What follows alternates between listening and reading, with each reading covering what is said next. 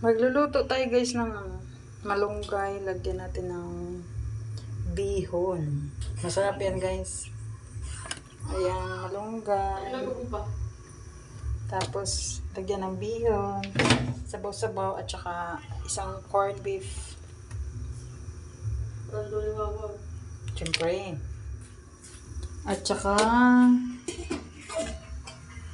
ayan guys, oh. Nagsabaw ako ng may sitaw, may kalabasa. Ayan, tapos may malunggay. Tapos naisipan ko lang lagyan ng bihon kasi wala kaming rice. Hindi pa nakapag-ani. Walang bigas. Diet kami guys, diet. Kaya ayan. Tapos meron kaming nilagang saging na sabaw. Yan. Kaya ilagyan ko nito kasi baka hindi magkasya. Yummy yummy yan guys. Tikman nyo pa. Diba? Corned beef. Pampalasa lang to. Lagyan natin baka. Masustansya ito kasi daming gulay. Kunti lang pala yung gulay. Tapos ito para bukas gawing torta.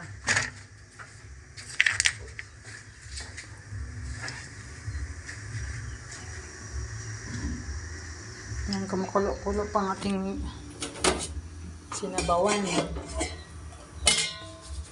Lagi ako nag-iiwi mo. Di maganda ba?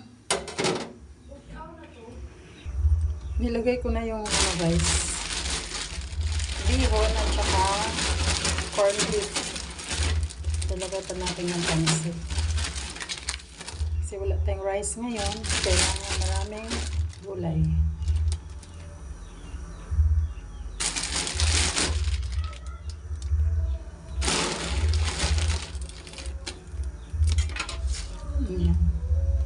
Pansit.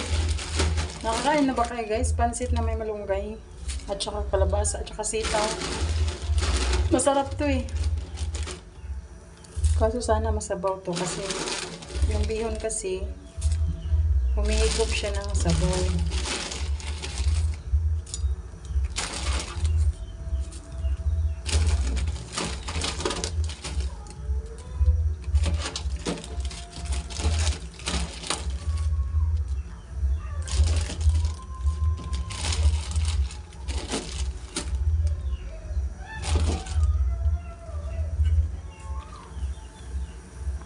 Ang dami guys.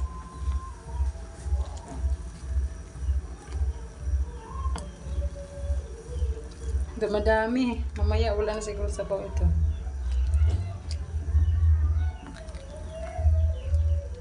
Mamaya ko ilagay yung malunggay.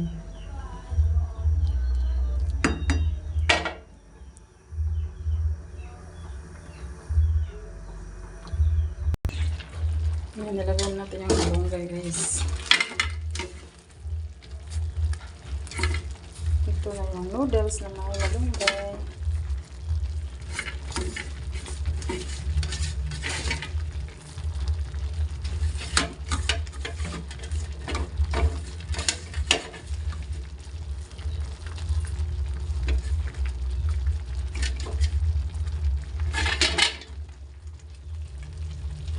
Ayan. Daming gulay yan guys.